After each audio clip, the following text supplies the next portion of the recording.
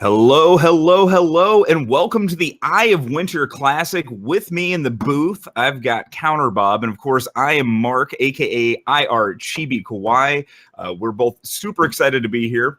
We have 7 rounds, and then we're going to be cutting to the top 8, and we actually have prizes for this tournament as well. First place is going to take home $50 in cash. Second place is $30 in cash. Third and fourth get $15, and then 5th through 8 get $10. It says in cash. I have a feeling it probably will either be in some sort of electronic or cash form. I don't know. We can let Rick weigh in on that.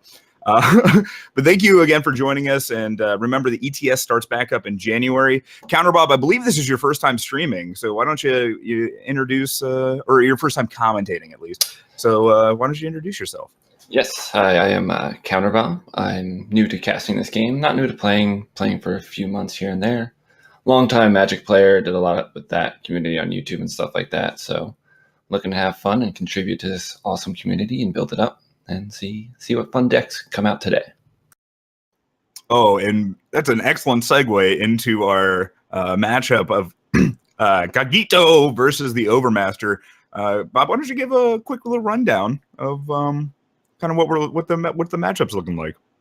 So it's going to be interesting. We have a Stone Scar Reanimator combo deck featuring the good old mean to the end combo. It should be fun to watch play out and hopefully not crash the client. We'll cross our fingers for that. No. We want the well, different priorities, I guess. Yeah, and then a classic practice mid-range deck. Nothing fancy on that side of the table. I think everyone will be looking at the combo side. Yeah, I'm definitely pulling for the combo. I don't know if means to the end we'll be able to pull through this matchup, but I'm not entirely sure. So here's to hope, and we see good things. Yeah, so I think we're going to go ahead and get our players started before, and we can look at the opening hands really quick. Who do you think's favored given these opening hands? Opening hands, looks like they haven't mulliganed yet. I still see the Stone Scar deck. It looks like they're finishing that up. Okay. Yeah, and so Cogito going ahead and getting that banner in play right off the bat. I'm liking Cogito's deck. And chat, please correct me if I am butchering their name horribly wrong, which I know you guys will. Yeah, I think starting out, it's going to be kind of back and forth, but with Cogito not having any more power in hand, he could stumble and then let Overmaster just get to his combo pretty easily. That is very true. Yeah. If Cogito gets a power, though, it's well, like I'm trying to think. Like 3 fire sources off the top is pretty much GG. Well, yeah. Okay. Well, Soulfire Drake has 3 fire influence in it, so clearly somebody heard. But we're going to see a beat in for 4 from Cogito, dropping Overmaster down to 23. And, of course, Overmaster playing that Devour, which put him up at that higher life total, drawing him 3 cards last turn. Vara's favor coming down from Overmaster, taking out that Dawnwalker, and we're going to see that followed up by a Quarry. Yeah, a lot of draw here. Help him build to that combo, especially with stumbling and power, having all this expensive cards in his hand. Cogito definitely needs to draw not just power, but fire sources. And it could lead to a victory, maybe, by our fun combo deck. Yeah, I'm looking at, so unfortunately my familiarity with the combo not as high as it clearly should be. But looking at Overmaster's hand, looks like they've got another, especially with taking this Devour off of the Quarry. They've got another draw 3, gain 2, so I have to imagine they're going to be able to draw into some good stuff here. And we're looking at the Spore Folk in hand as well, so they're going to be able to do some work. Yeah, he has the Vera in hand, has an Infernal Tyrant. He's searching for a means to end.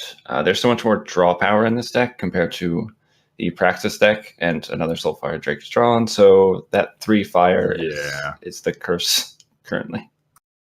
One more power kind of puts Cogito back in the deck, or at least gets him some sort of threat on the board.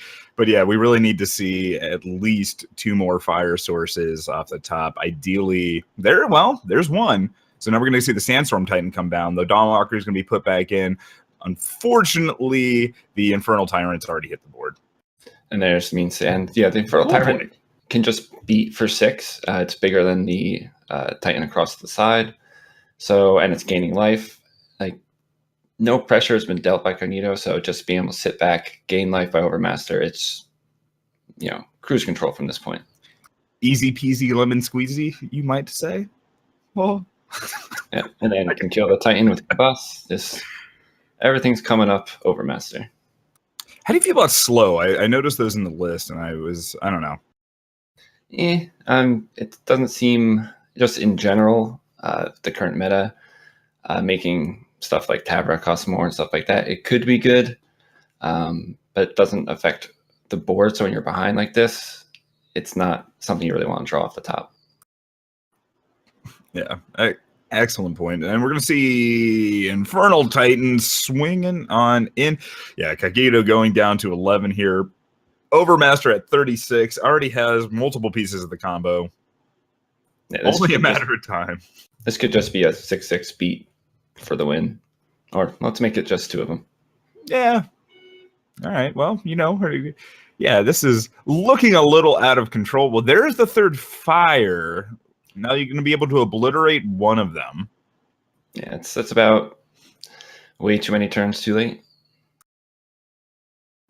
And so I'm trying to think what other lines are. So we can obliterate the other one after dropping down to 5 here. Yeah, drop down to 5. A quarry to draw more cards. Mean Sand's already active. He's going to spend his whole next turn playing obliterate, not being able to put another threat on the board. And Dawnwalker just, Overmaster's at 34, well, 40 now. Dawnwalker just 10 turn clock, easy. Yeah, it's fine. We're good here. And then a little Spore Folk can just block and put into the void, so not too effective. You just got to dream. Got to dream higher. We can see a Heart of the Vault come down, eat the Spore Folk, and then trade with the Infernal Tyrant. Oh, okay. We're just going to see the Overwhelm come down, take out that, and then I'm guessing leaving. Okay. All right. Torch on the Spore Folk, and then get in for 4, down to 36.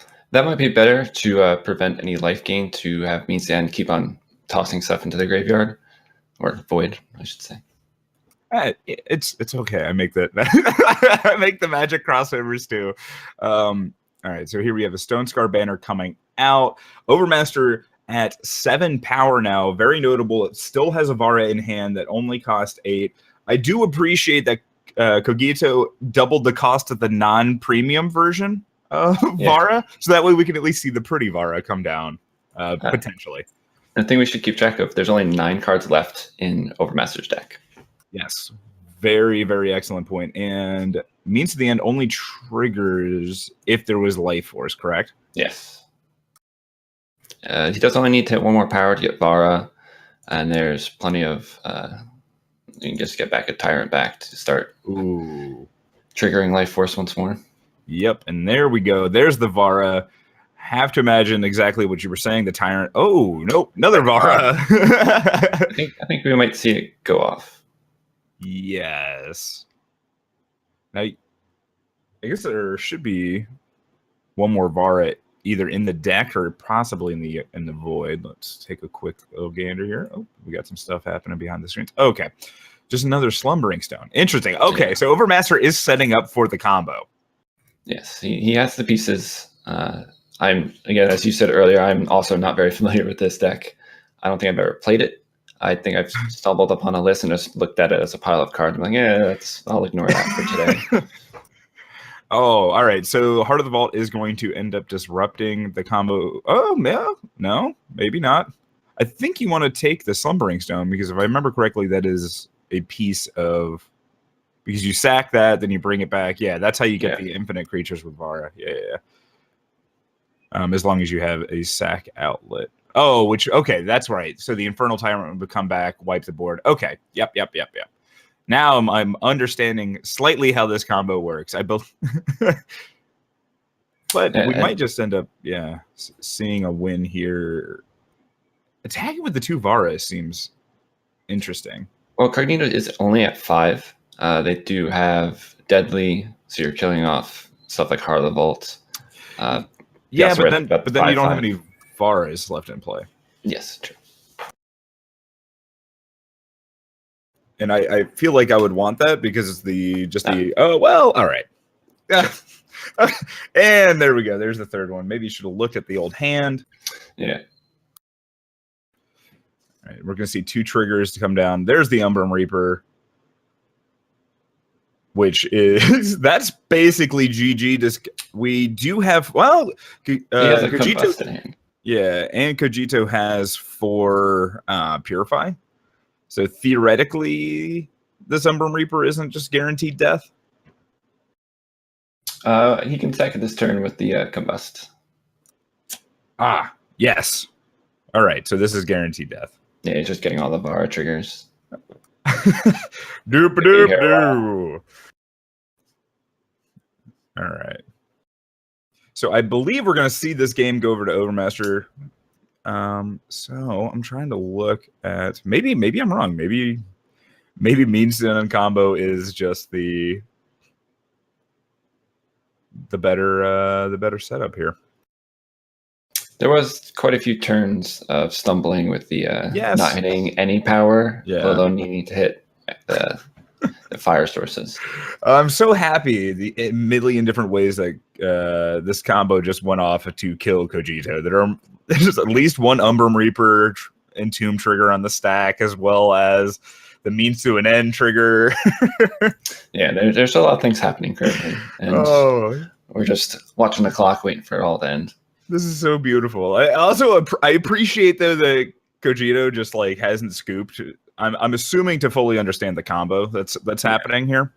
Yeah, I'm sure most players haven't really seen this or really gotten a good understanding of how it works. So this is a good way when you're playing against these sort of decks to look at it this way, let them finish it out and be like, okay, I understand. I need to sideboard this in to affect this card and just really get how the process works. Oh yeah. Yeah. Always make them have it, make them show you. Yep. Now I'm not there might have been a disconnect on the Overmaster's part. Could be an issue with the deck if you are playing it. You may overload the system. So we actually did see or potentially see a client crash. Oh no. Yeah. Oh goodness. All right. Well, yes, and it looks like they are Overmaster is getting back into the game here, and as we see, we're back underway. That amuses me to no end. This is gonna be all right. How do you stop this? Just you can't have any more. No, because you're never not going to have units in your yard. Yeah, just pray your opponent scoops. There we go. Okay, there we go. All right, so Overmaster taking that down against Cogito. Now we're going to move on to our game 2. What do we? Is there anything relevant in sideboards that are going to be coming in here? Taking a quick look. Maybe I don't even know if teleport would really help that much. Yeah, that was the only thing I was looking at. And yet, with Praxis, you don't really have any ways to ever affect the Void. You don't have stuff like Steward. You don't have a Banish to affect the Relic itself. So you just really need to not stumble and just come out with your Titans early into Heart of the Vault and just put decks like this under pressure so they can't just sit back, draw a million cards. They actually need to defend. Yeah, one thing I'm looking at, I mean, like realistically though, turn 3 is the first time any sort of threat is going to be coming down from Cogito, which might be too slow given how many chump blockers Overmaster can produce. And as we saw that game, there were multiple turns pretty closely back to back where they were drawing 4 cards a turn plus gaining life. So all right, definitely seems a little intense. Yeah, the only thing that you could hope to have in hand a lot of the time is Purify, to have like when a Vara's run out and just purify the Vara so it doesn't have all these triggers, because you need to have multiple out to get the combo going. So if you can just set one aside as just a plain old 6/6, that may be a way to victory. Yeah, I think I think, yeah, I think the analysis though of Cogito just needs to not stumble and just get in there very, very quickly. Crimson Firemaw might be able to do some work here, given that it is a flyer, and off the bat, there's the two Umber Reapers that have flyers. Then, of course, Slumbering Stone can produce a flyer. But if theoretically, I'm guessing if you could reduce enough of the bigger things in Cogito's deck and just be able to spew out multiple things in a turn, I think that's how Cogito is going to be able to pull that through. Looks like the players are getting into their games, though. So let's go ahead and jump into that.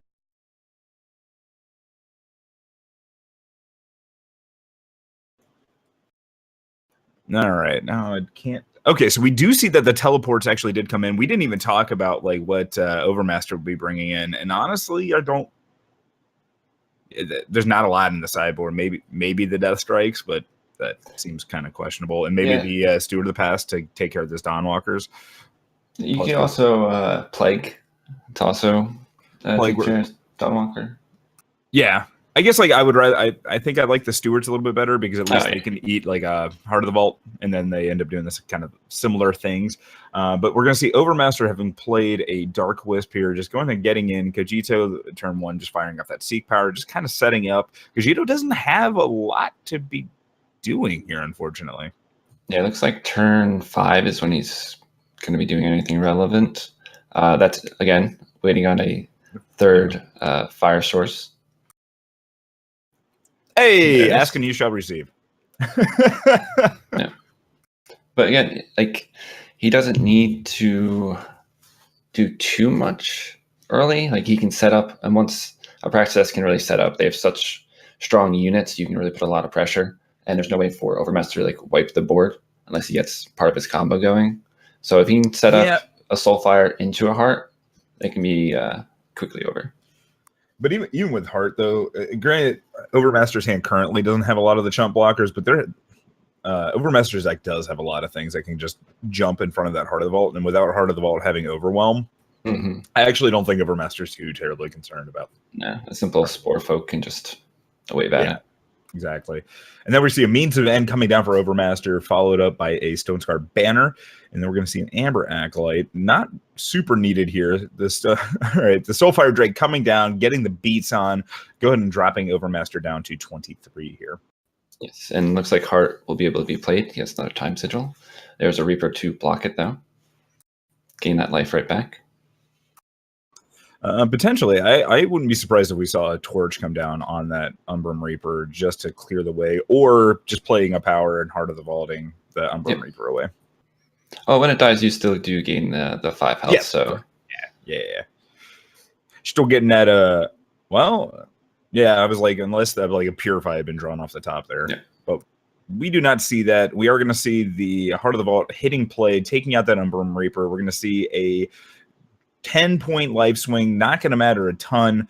Cogito dropping down to 17, but with that attack from Soulfire Drake, Overmaster right back at 23. Ooh, there's that 7-cost Advara, and there's that Umber Reaper. Yeah, right back. He did hit a Titan with the Heart, so making it 2 costs. He can, withdrawing the power, he can play Titan into Obliterate if he needs. Get rid of that Barra. Or like, I don't know, is just torch and Obliterate, is that actually that bad? Yeah, that might actually be a better play. You take 5, they go up to 27, you deal 11, they're down to then 16. So then, that actually might be better in terms of putting a faster clock. Yeah. Well, And you can also definitely take, because I think you want to get rid of that Vara. Of course, we see the grasping at shadows in Overmaster's hand. So unless there was a silent spell coming up, nothing here is really going to matter. Nothing really matters. All right, so we do see the Obliterate come down on the Vara, taking out that Vara. The Torch coming down on the Umbrum Reaper. Again, we're going to see that 10-point life swing, but now we're going to see a crackback for 11 from Cogito going against Overmaster. Overmaster dropping down to 17. There's the Grasping Shadows you talked about. Basically bringing that Vera right back. I assume he's bringing the Reaper, and we're going to see the same board state and see how Cogito deals with this once more. Maybe that teleport. Well, actually, this is interesting. Do you just teleport the Emblem Reaper? Let's see. What would that accomplish? You teleport that up. You're not going to kill him. He might just play it next turn. Let's see what's in his graveyard. I'll void now. Nothing too important to get back when you replace it the following turn, but that could be the avenue instead of basically that 10-point life swing once more. Yeah, and I'm looking at. I actually maybe these lines have been completely wrong. Maybe you were supposed to leave. Well, they're actually just going to kill it. I'm wondering if the Soulfire Drake was supposed to trade off way earlier. In this, in order just to give your chance, or give your as many chances as possible to have like hasty units come off the top. Yeah, or getting the Titan down early just so you have more units to keep pushing damage as fast as possible. Well, there's an Obliterate. I'm just going to be able to take out that Vara, and then we're going to be able to get in for 6, which is going to drop Overmaster down to 16 here. And we get to follow up a Sandstorm Titan, of course. Is that another Grasping at Shadows in hand, though? Yeah, another one. Oh, man. All right. Looks like just Reaper beats this game. Yeah, it's just infinite infinite recursion here. The card advantage has been real. It could just turn out that this combo deck is just Praxis Nightmare. Yeah, it might be. Very well might be. This is okay, and then we're gonna trigger Emblem Reaper. That's a fun little combo with the Shadowlands Guide. Once Shadowlands Guide's actually in there, since Shadowlands Guide's trigger is the one that brings back the Slumbering Stone, which then the Slumbering Stone will trigger the Vara. Oh, beautiful. Yeah, he went from 0 units on board to 1, 2, 3, 4, 5, 6. Yes. Yeah. This is not looking great for Cogito in any stretch of the word. No, there's no way without Overwhelm you can push through any damage. Enough blockers. Overmaster at 16, and like Cogito's at 7, so you can't even really attack. There's enough damage on board just to swing back.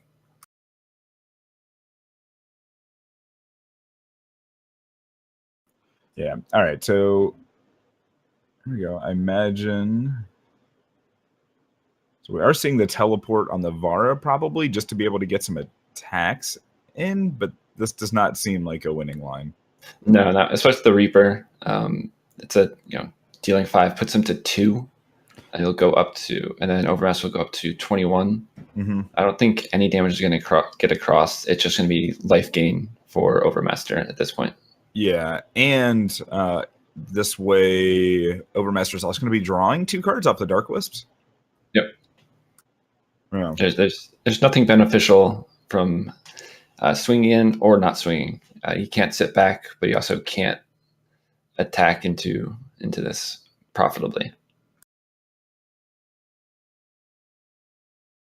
Oh, and there's a Vera that just went to the void. So when he plays this other Vera from hand that got teleported, the Vera for the void can come. It's maybe seeing a client crash again.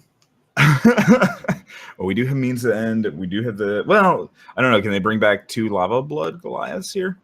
I don't think there are 2 in the yard, and they can't. They definitely can't play the 2 from there. No. And it looks like Overmaster does have a Combust in hand, so you can just bring back the Reaper, Combust out of power, but next turn. Yeah, and I don't think Cogito is going to be able to do anything. Yeah, he has slow start both games. No card advantage compared to the combo deck, so a pretty clean victory for the Stone Scar combo deck. Yes, it was. That was pretty good. It was pretty good. I enjoyed it. Like definitely on the face value, underestimated the Reanimator combo, but just being able to the combo of means to the end, Vara, Infernal Tyrant, and Slumbering Stone doing good things, and just to kind of break, if I'm understanding the loop correctly, it seems like what you're doing is you're playing you're with the Slumbering Stone in play, you're playing Vara, bringing back. You're then going to bring back the Infernal Tyrant, which is then going to kill the Slumbering Stone, which then puts the 2/2 flyer into play, which then triggers Vara again, which lets you bring back Slumbering Stone, which then you would bring back another Infernal Tyrant to start the chain entirely over again. Yes. Yeah, and without any graveyard interaction, void interaction rather, yes. Decks like Praxis may just not have a chance against this. Could just be a very, very bad matchup. Both games we did see a slow start, so that could also be an issue. Yeah, I would imagine if you give a combo deck 5 turns of uninhibited, just do fun stuff, it's not gonna turn out well. So we are checking on a backup match. I don't believe we have one just yet, but we will definitely let you know. Let's see. Yeah, so Counterbob, anything? Okay, all right. So we are getting word, no backup here. So we're gonna leave it at that. We're gonna take a quick little break. We're gonna show you some sweet highlights from Worlds, and then we will be back for our round 2. Counterbob, you got anything to say before we go? I don't know. I'm very excited to see the combo deck winning. I always love people bringing fun and interesting decks to tournaments and not playing the standard metagame choices. Same here. So, all right, awesome. Guys, we'll be back. Thank you, everybody, for tuning in, and we'll see everybody shortly. Thank you.